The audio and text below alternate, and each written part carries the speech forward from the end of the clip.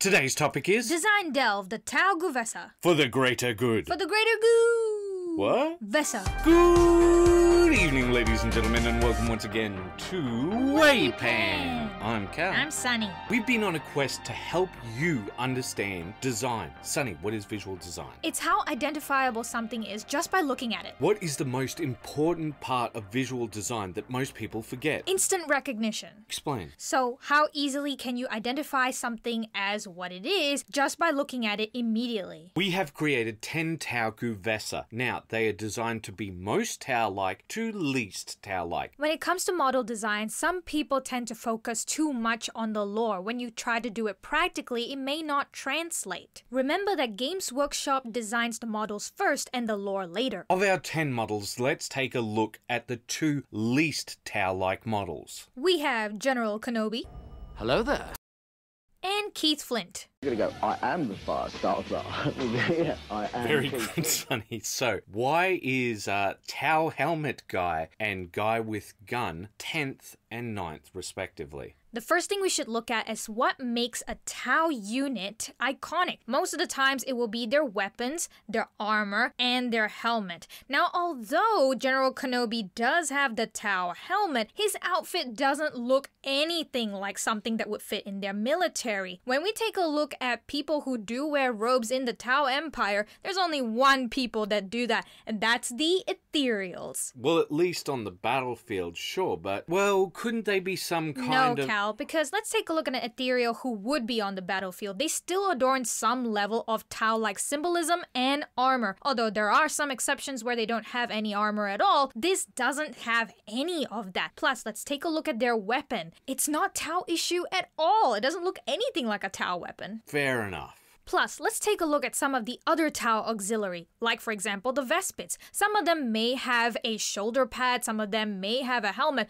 but it's consistent across all that they have Tau issue weapons. So even if they didn't have some of these elements, they still look like they're part of the Tau military because of that. So this is why Keith Flint looks as if he's a part of the Tau auxiliary, because he's got a Tau issue weapon. Despite the fact that he looks like a punk, it makes more sense that, you know, this cyberpunk guy might be part of a Tau force. Plus, he also looks more modern. He looks like he fits within the Tau force rather than some ancient warrior. Throughout the week, we put up polls to see what people thought would make a Gue'vesa, and this was one of the points that were made, that it would be easier to hand out weapons than it would be to hand out armor. But Cal, that's more the lore stuff. Let's stick to the design. Okay. So, although Keith Flint here does look a little bit more abstract, he can fit into the concept of maybe a guerrilla unit within the Tau force. Oh yeah, that does make sense. Yeah, so just slap on some Tau colors, give him a Tau issue weapon, and he fits right in. Alright, with that being said, I think it's really important for us to look at the third least Tau to really understand design, and then we'll move on to the rest. First off, his posing is all wrong. He's got asymmetric arms and asymmetric legs. Okay, so if everything is wrong with him, then why is he more Tau than the previous two? Because of 3 things. He's got a Tau-like helmet, a Tau-like armor, and a Tau-issued weapon. Okay, so having those elements combined is what really pushes him above the other 2. Exactly. So you could have a pretty ragtag looking force, so long as they have a Tau-like chest piece and a Tau-like head, along with the Tau weapons, they will all be quite cohesive. Exactly. Oh, and don't forget the Tau uniform colors. Oh, that's another thing. When it comes to making armies, just having uniform colors and having a uniform base will really make it feel as if these are part of the same fighting force, even if their colors aren't uniform. Even if the colors aren't uniform? For example, you could have allies or things of this nature, or those guerrilla fighters, as you said before. If they are all part of the same basing scheme, people will tie them together in their mind. Alright, let's move on to the next 3 least Tau-like. Alright, can you explain why these are ordered the way that they are? First off, they all have uniform legs, uniform uniform chest piece and Tau issue weapons. But when we take a look at the first guy, he has a Tau helmet and he has a shoulder pad that does look like it fits more with the Tau unit. Yeah, I fit that one on upside down. Oh, well, I mean, it looks like it fits better because it's less bulky. It does, but that's because of the way that the Tau shoulder pads are. They're ridiculously huge, and we will see that very soon. Okay, and when it comes to the other two guys, one of them still has that asymmetric pauldron, but the other one doesn't have anything on his arms. In fact, he's just wearing short sleeves. The reason why two of these look more like Gue'vesa compared to the other one is because the helmet looks more customized to a human rather than a Tau. Let me see if I'm getting this right. You're saying that these two here are the most Gue'vesa-like despite not being more Tau-like. Exactly. We have seen that with the Tau army, when they bring in an auxiliary team, they do tend to customize the armor to match the new unit. To match their biology? Yup, and that's why these feel more like Gue'vesa rather than human Tau fire warriors. Yeah, no, that makes sense. Alright, should we take a look at the human fire warriors then? Yes, let's take a look at them. Oh no, my hand! My hand! Look guys, I'm sorry, I only had so much time to get all of this ready for the video. Speaking of hands, this guy looks the most Tau because everything about him remains Tau except for his hands and feet. Alright, but why does he feel less Tau than the guy right next to him? I'll tell you why. Take a look at his weapon. It's not iconic Tau weaponry at all, like a pulse rifle or a pulse carbine. Right. So the fact that it is still a Tau weapon, but not the pulse rifle or pulse carbine, which are instantly recognizable, makes it so that his recognition is lower. Exactly. And when it comes to Warhammer, we see that they put a lot of importance on weapons. So the next guy is just the torso, head, shoulder pad, and weapon. But despite that, he feels much more Tau than the guy next to him. I think mostly because of his posing. Yeah, exactly. They tend to have that sort of crouched-like pose a lot with some of the Tau. So here when we have the three iconic body elements,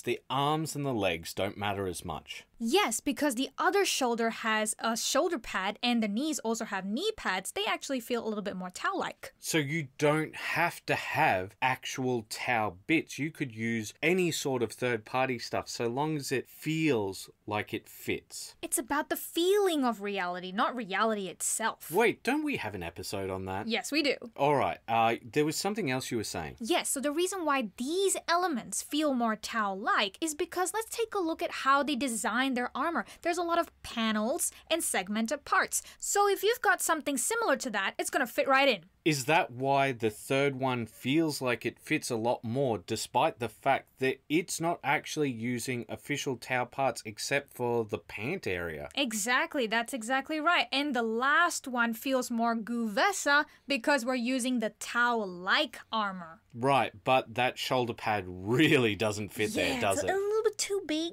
Yeah, I think it really doesn't fit most of them, but I think when you have it on a certain angle, it makes it so much more obvious. Yes. So before we talk a little bit about the lore, let's talk about the most important elements if you want your models to look like Tau Gue'vesa. We basically break it down into three parts. Tau, Gue'vesa, and not Tau. So with the Tau parts, the most important thing, of course, is always the weapon, the iconic weapons, the pulse rifle and the pulse carbine. After that, it's the helmet, then it's the shoulder pad, then it's the torso. So if you want your Gue'vesa to look much more Tau-like, those are the elements you have to focus on. And if you want your Gue'vesa to look more Gue'vesa, you have to include the iconic weapon, and then you need a customized armor that fits their biology, mainly segmented plate armor. After that, a Tau-like helmet, and then an asymmetric shoulder pad. But then there are things that we want to avoid. So one of them would be melee weapons. And robes. Yeah, but there's another one that we haven't talked about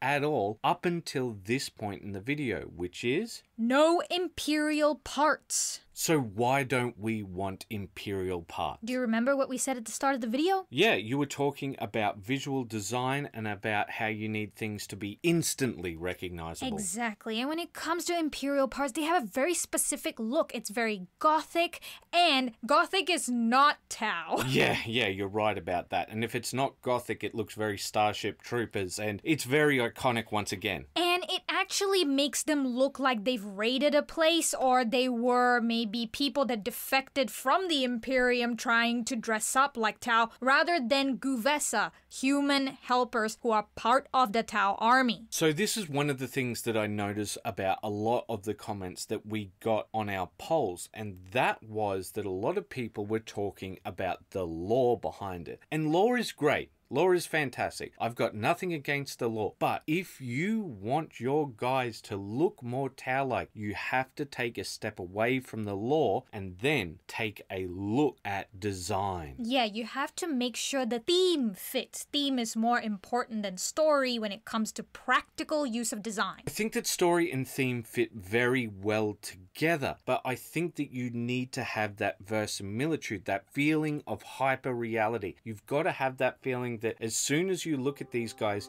you instantly know who they are. Yeah, there's a reason why the robed Tau looks not Tau at all as compared to the guys that we had the customized armor plates with. Even though the robed guy looked way more uniformed than that of the hodgepodge that these other guys were, they still felt more Tau simply by having those segmented plates and that helmet. Well, Cal, I think you've said all that you can. I think you're right. All right, ladies and gentlemen, keep those brushes wet. Bye-bye.